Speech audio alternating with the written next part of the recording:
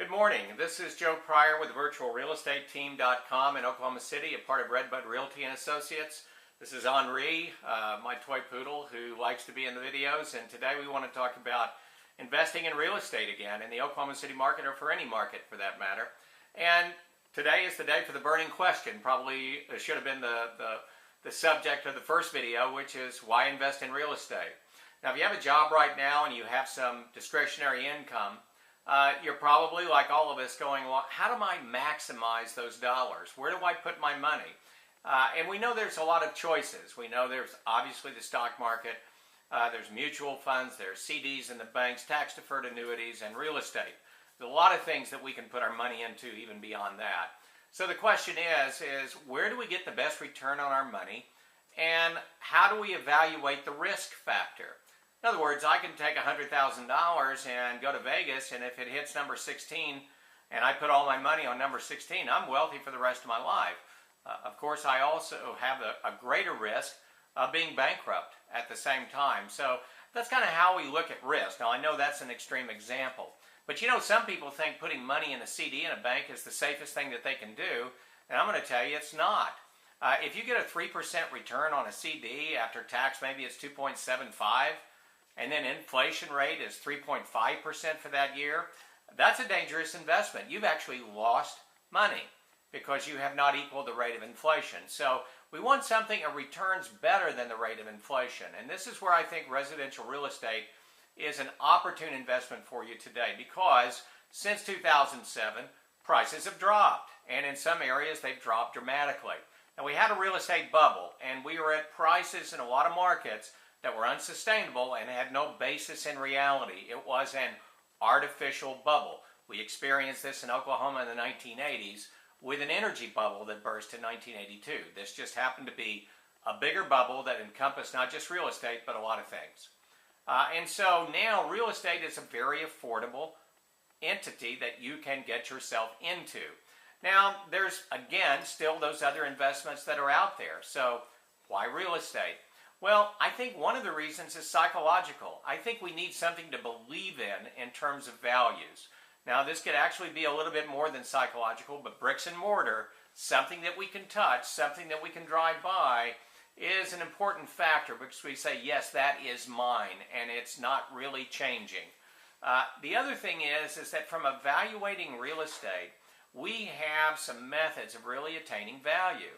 Now, you know, sometimes I wonder why things are valued the way that they are. I was on the television this morning, on the morning news, and they talked about Jimmy Cho, the shoe manufacturer, was just purchased for, I believe, $812 million. These are high heel shoes that start at $600 and up. And I know you're probably like me going, well, gosh, how do they come up with that? And I don't think many of us really understand that. I think we need to be a PhD and an MBA and a great economist like Paul Krugman. But real estate is very down to earth and very simple. We have three approaches that we can look at.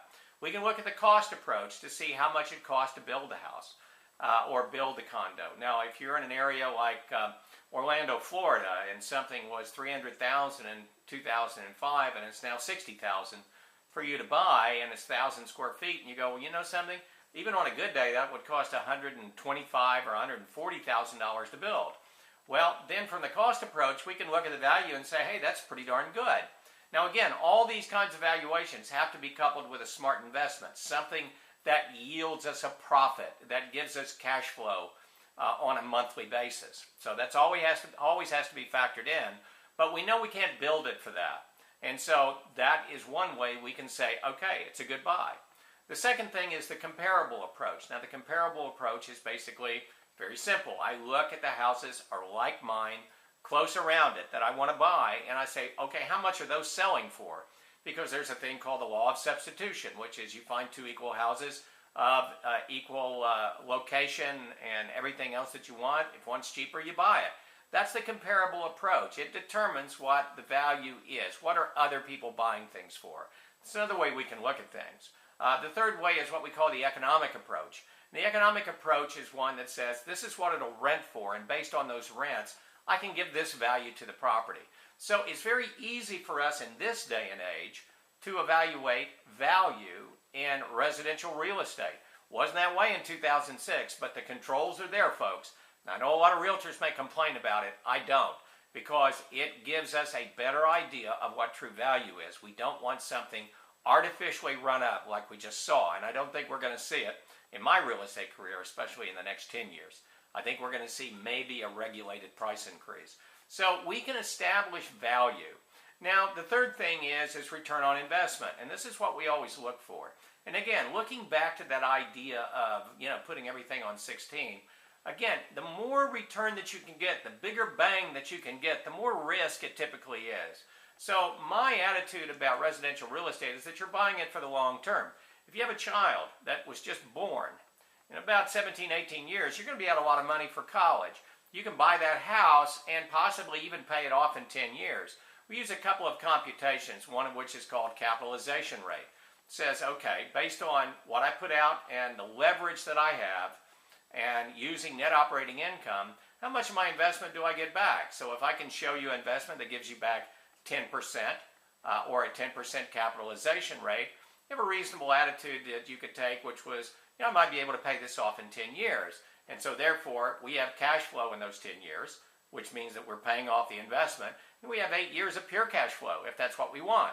And so we do pay for our kids' college education. And so these are the ways that we look at long-term investment. So you have someone paying for your investment, and you also have someone that is making you a profit.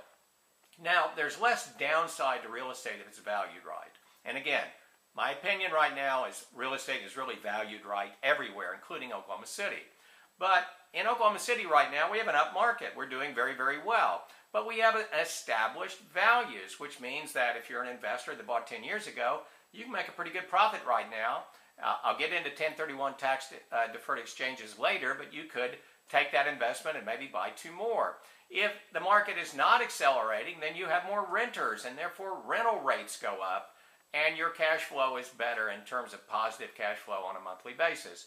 So there's less downside to real estate as long as you buy it intelligently. So if I can tell you, A, that you get 10% of your total investment back in a year, and B, that you get 20% of your cash outlay back in the first year, you can look at that versus other investments and say, that's pretty darn good. So even in Oklahoma City, that's an up market right now, we have an incredible rental market, a great job market.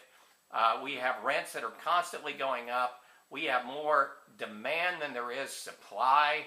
So it's a good place to buy here for the basis of the stability of the market and the stability of the values. Other areas like Phoenix, Las Vegas, Orlando, Detroit, on and on and on, are at a cheap. They've obviously melted incredibly and maybe melted a little bit too much. I wouldn't even worry so much that maybe there might even be a 5% sell-off, because these are long-term investments. As long as you're making positive cash flow, then I think that's the reason to invest in real estate. Now, I'm not here to tell you that you ought to just bet the farm on real estate. I'm not telling you to take away all your other investments, get out of the stock market, mutual funds, everything else that you're doing and putting it all in real estate. I don't think that's a smart move.